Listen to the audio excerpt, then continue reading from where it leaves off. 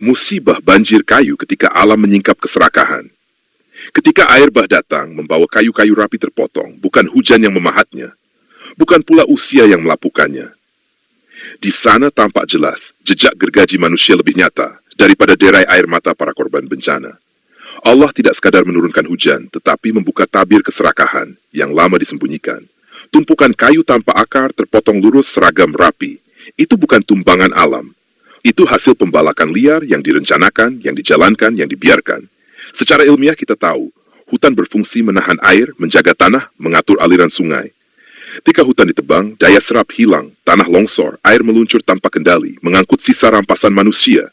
Di banyak wilayah Sumatera, di Aceh, di Sibolga dan sekitarnya, banjir kayu berulang kali terjadi. Pola yang sama, selalu sama, tak pernah berubah.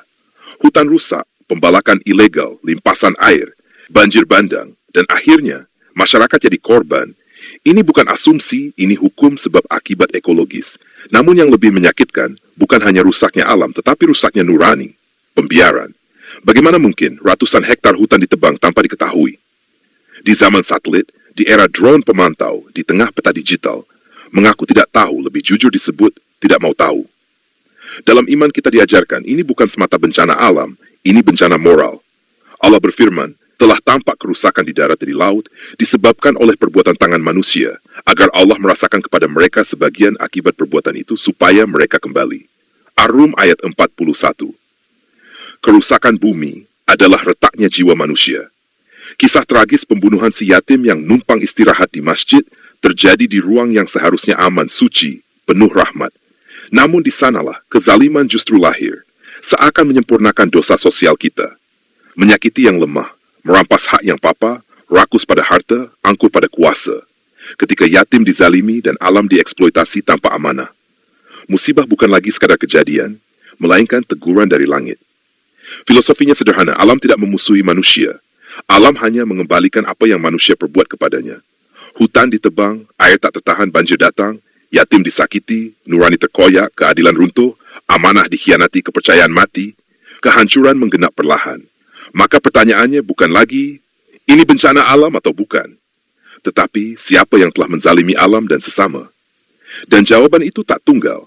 Ia menunjuk pada pemimpin yang lalai, pengusaha yang serakah, oknum aparat yang membiarkan dan masyarakat yang memilih diam. Sebab banjir bukan sekadar air meluap, ia adalah jeritan hutan yang dilenyapkan, ratapan yatim yang teraniaya, dan tangis sunyi nurani umat yang terlalu lama kita bungkam. Yang terlalu lama kita bungkam, kita abaikan, kita dustai, hingga alam sendiri akhirnya berbicara. Doa dan harapan ya Allah, ampuni dosa-dosa kami yang menodai bumimu, yang melukai sesama ciptaanmu. Bersihkan hati kami dari keserakahan, dari keangkuhan, dari sifat menutup mata terhadap kezaliman. Bangunkan para pemimpin kami untuk kembali amanah, memberi teladan, dan melindungi alam serta manusia.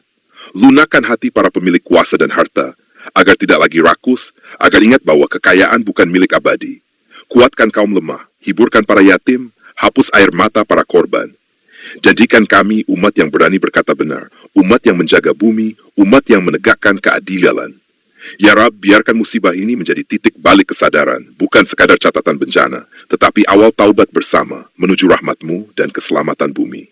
Ya Allah, jangan biarkan kami tertidur dalam dosa kolektif hingga datang azab tanpa sadar.